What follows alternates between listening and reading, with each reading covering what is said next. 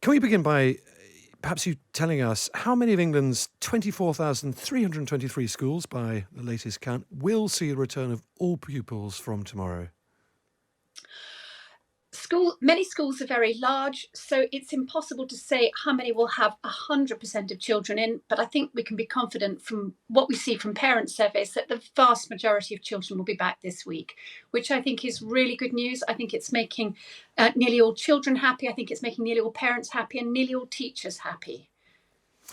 It certainly is. Certainly, parents, if you can do a straw poll in this studio. There are reports, though, that many schools are struggling with getting this up and running from tomorrow morning, and indeed next week. Manpower, logistics for the new testing regime is difficult for some schools.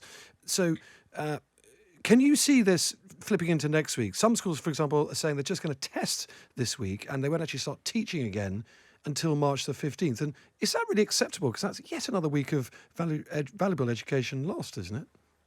And conversely, I think some schools managed to get a lot of the testing done last week so as to get off to a flying start. I think the reality is every school has had responsibility for organising itself and working out what was best. I think the vast majority have really got stuck in because they want to get children back into the classroom and learning again and having that social time, all the good things that come from going to school. So I'm pretty confident that the vast majority have got a handle on it.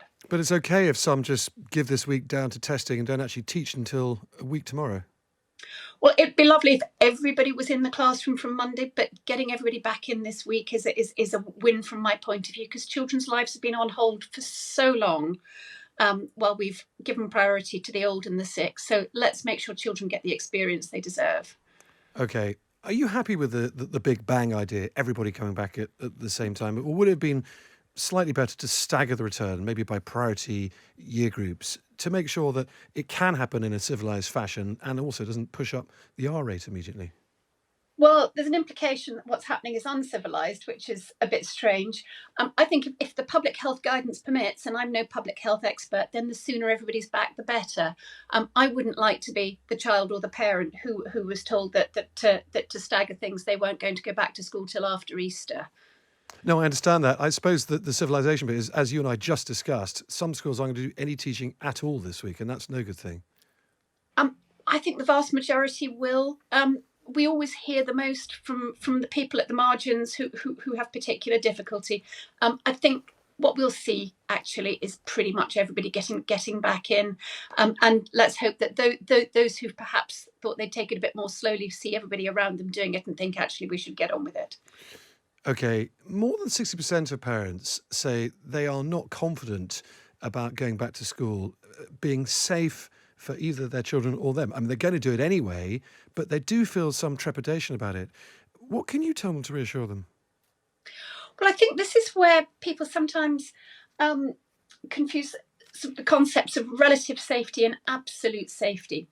Can we ever in life guarantee that something is absolutely safe and that no bad thing can ever happen? We can't even go up or down stairs without taking a bit of risk. But are schools relatively safe? I think everything that's come back, not just in this country, but other countries, about the measures that have been taken to make schools COVID secure, suggest that we can make schools as safe as any environment can be for children while we've got a virus around. So that actually it is sensible to get children back into school. Are there any geographical parts of the country or particular types of community where confidence is weakest on the return to school from what you can say, what you've been talking to people about? Yeah, well, we don't track this directly, but as I understand it, communities with language barriers are perhaps a little bit more likely to have less confidence. I know that a lot of effort's been going into getting the public health messages into every corner of the country and every community, which is obviously really important because nobody would want certain groups of children or minorities to get less education this year than anybody else. Let's do our best to make sure that all children get as much schooling as we can. Oh, indeed. What about parents who say, look, I just don't want to do this. I don't want to take the risk. I'm just not comfortable with sending my kid back from school to school tomorrow. They're not going to go. Do parents have a moral duty now to get their kids back in the classroom from tomorrow because they miss so much already? I don't want to frame things in terms of moral choices for parents. I think that's invidious. I think the vast majority will see other children going back and probably just, even if they're initially a bit hesitant, decide that actually their child should go back to. So it would be a herd thing, if you can excuse the use of the word herd, which is not popular these days for obvious reasons. It's not. Yes, I'm sure there'll be a few holdouts who would like their child not to go back to school until there isn't a single case of COVID in the country ever again. But I think the vast majority understand the trade-offs and that we're at a point where it makes sense for children to be in school. And what do you say to teachers who have refused the vaccine themselves? Most teachers now, I'd say up to the age of about 60, maybe even 55, will have been offered it, such as the speed of the rollout. And of course, some will have refused. Do you think they shouldn't have refused? And do they have the same duty as healthcare workers do, for example, because they're in these sort of very populous environments where infections can spread? It's a tough one, isn't it? Most teachers, leaving aside a few teachers in special schools, aren't in quite the same position as healthcare workers who may be doing some things very close up and personal with people who are at serious health risk. Most of what teachers do isn't nearly as risky as what healthcare workers do. At the same time, it's clear that 95% of the population is choosing to get vaccinated. So with tiny numbers of unvaccinated people around in the groups that have already had access to it. Again, infection control is a matter of sort of balance. It doesn't need every last person in the world to be vaccinated. If the vast majority have, that will help control. Sure, but it does sound like you're not overly bothered if teachers don't take the vaccine. Then are you just happy to leave it to their own personal choice, no matter what the consequences of that might be? I think it's very hard to prescribe and say that you absolutely must. Britain is historically quite a permissive country on many fronts. We don't require parents to send their children to school. They do have to educate them, but they don't have to do that at school. Many countries don't give the choice. On many fronts, this country starts from a position of individual choice. So personally, I'm always a little bit nervous about introducing compulsion when it can create backlash, when we've got amazingly high acceptance, when we can see from sort of international comparisons that we're one of the most vaccine enthusiastic countries in the world. Why risk creating a backlash to that? From my perspective, I think the vast majority of teachers, like the vast majority of the population, are almost certainly saying yes, please, the minute they're offered it. My letter came yesterday. I'm booked in. Well, when's yours? Thursday. Congratulations. Well, congratulations for Thursday anyway. Let's talk about the lateral flow testing regime in schools, because that's going to be no small feat, is it? Of course, we talked a little bit earlier about it. But there have been some schools this week, there's been reports of only 50%, maybe 70% uptake in consent forms. So parents have to give consent for their children to have lateral flow tests. That's also not mandatory. Would it concern you that levels are that low? Because this is, of course, a crucial part of allowing schools to open without infections rising and keeping them open then. Yeah, this is a problem that the Department of Education has been overseeing, not Ofsted. So I have limited information about what's going on here. But as again, schools and parents have been at a distance for most children for the last few months. I think it's the kind of thing that once children want to come to school, once parents want their children to come to school, I think the conversations that will help get those consent forms in will probably happen pretty rapidly over the next week or so. We did discuss just earlier about how the nation doesn't really go in for mandatory things like this on civil liberties issues. But, I mean, if there was ever a case for something being mandatory, this would be a good one, wouldn't it? It is mandatory for kids to do these tests simply to keep their schools open for them and everybody else. It is, but let's hope that goodwill and an understanding of the importance of this, of having the vast majority of children in the scheme, is enough to make it work. There'll always be some exceptions. We don't want to make difficult cases and cause célèbres out of what are probably a very small number of children who have a good reason for not being part of the scheme. Let's let schools deal intelligently with the small minority who I suspect will be nervous about it. The other thing that, of course, discussed about lateral flow tests is they're not as accurate as PCR tests, which are more scientifically thorough. And lateral flow tests do throw up false positives. What should children and parents do? I know this is not an Ofsted ruling as such, but I mean, you're familiar with this. What do you think children and parents should do if that happens? They do get a positive test and they're thinking, well, is that really right? Because we're all going to have to stay at home now for 2 weeks. Again, yes, the self-isolation requirements were one of the big contributors through the autumn to some children missing much more school than others. It is a problem, and let's hope that the duration of this of the necessity for testing is as short as possible, so that we can just minimise the period in which children are subject to this kind of unevenness. But if parents come home and their kid is sent home and says, I'm sorry, I tested positive at the school gate, that's it. Do they lock themselves up for 10 days, or do they ask the school for a PCR test just so they can be sure? Yeah, well, schools obviously don't administer PCR tests. We are... the education system at the moment is in the hands of the public health system in this respect. Schools just can't second guess, and I'm no public health expert. I can't second guess this. I know that the education stakeholders of all kinds have really pushed hard to get to something that is as clear and simple and as workable in practice. And the education end of the conversation has been very much sort of trying to make sure that there is full understanding of what's actually practical in schools.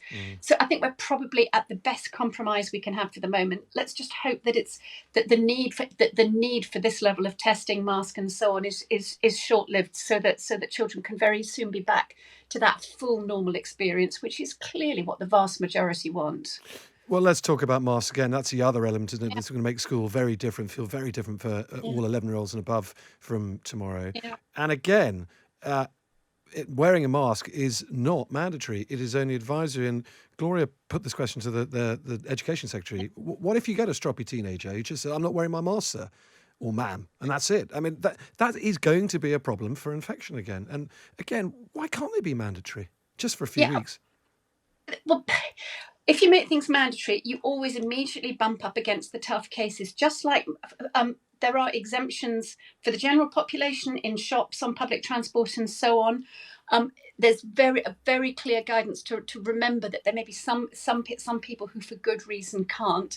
I don't think it's a good thing to put schools into direct conflict with a substantial proportion of families. Again, infection control is about the great majority of people doing something. So let's make sure that schools have that strength of support and guidance to get the vast majority of people, but also the space to deal sensitively with the very small minority who genuinely can't. There's a balance here to be struck. Understood. To finish off, can we talk about catch-up schooling? Because obviously, you've been thinking about this. You've been documenting, I suppose, the appalling damage done to children's education by missing simply so much of schooling, and also the inequity of it all. Some private schools have had excellent 8 hours a day worth of online schooling. Some, badly funded state schools have had almost nothing. You write today in The Sun on Sunday, I was fascinated to read this, that helping children get back up to speed must not feel like a punishment. We all want children to be motivated and happy. And you say on Gavin Williamson's idea of school days longer or shorter, you say that could backfire. Why do you believe that? It could backfire because unless you have if you make changes and people don't embrace those, and some people send their children to school and others don't, of course the risk is that the children who've done reasonably well, who've had the support, whose parents are most enthusiastic about education perhaps, send their children for the extra schooling, and the ones who are least engaged don't. So you end up widening gaps, not narrowing them. So the important thing, it is really, really important that however as a nation, we try and make sure that children get enough schooling to fill the gaps, to make sure they get to where they need to be when they need to be. That we do that in a way that children and parents will embrace and take part in. So by that. Sorry, I was going to say, by their natural existence then, longer school days or shorter school holidays, you just don't think will work? I think it has to be sort of planned and conceived in a way that really gets buy-in. I think there are many I think is it the IFS? Somebody published some interesting surveys on this. Many parents, and particularly more disadvantaged parents, are sceptical, for example, about shortening summer holidays. It takes time and effort to win people round. Simply telling them that they've got to go to school at a time they wouldn't previously have expected to might create problems in some communities with some parents. We want to make sure that people really embrace, that people see more time as an opportunity, not a punishment. It's got to be something that people really want. Understood. It does slightly beg the question, though, if you're not going to put kids in the classrooms for longer, be it on days or with longer terms, then how are they going to catch up if not longer time? I'm not at all saying that we mustn't. Just that it's got to be done, because the children are still going to get most of their education time in the main classroom with the main teacher. So the first thing is to make sure that that's as good and productive as it can be. Within the school day, we can make sure over the next year or two that time is used really well. That the curriculum is really well thought through, that the ways people teach are really well thought through, to minimise, the sort of waiting time, the sort of not really doing anything very much while you wait for somebody else to finish off. And then the extra time is really built around that as necessary to make sure that children get the education they can cope with. And we can see across the world that school days and school years have evolved over time in sort of surprisingly similar ways that probably reflect so roughly the amount of education that children that nearly all children can cope with and process. So let's look to that and make sure we've got good reference points, that we're not just saying as much education as we can possibly stuff in, but as much as children and families can manage and benefit from. And that's what will take children forward as fast and as far as they can sensibly go. Finally, and I think you made references to the IFS study, it's been calculated by certainly the Institute of Fiscal Studies that roughly £30 billion worth of education has been lost, in terms of that's how much it costs to have the kids in the classroom for the time they've been out of it. Many argue that you need that £30 billion put back in. The government so far have coughed up £1.7 billion. Were you disappointed there was no provision at all in the budget last week for catch-up education? I think the money, you first have to work out what you want to do before you put money at it. We haven't got double the number of teachers suddenly to put into the classroom next week. So simply picking up big numbers and saying we'll spend that doesn't solve the problem. There's got to be this sort of clarity about what's needed, and a great deal of what's needed will happen in normal classrooms with the resource schools already have. So I'm very glad that we've got Sir Kevin Collins as the Recovery Commissioner really shaping up with government what the plan should look like, because with a clear plan you can see what it needs over and above what's already there. I think it's much better to start at that end, to build a coherent plan and get that funded rather than to simply to throw money at the problem. Totally understood. So Kevin Collins was on this programme actually a couple of weeks ago, and he did say that 1.7 billion is good money, but it is only a start, and it really will have to be an ongoing commitment of a lot more from the government over years ahead. Would you agree with that? I think it's too early to say, though, how much might be needed and for what. We can see, for example, that there are some significant extra mental health needs, more children developing specific problems like eating disorders and self-harm.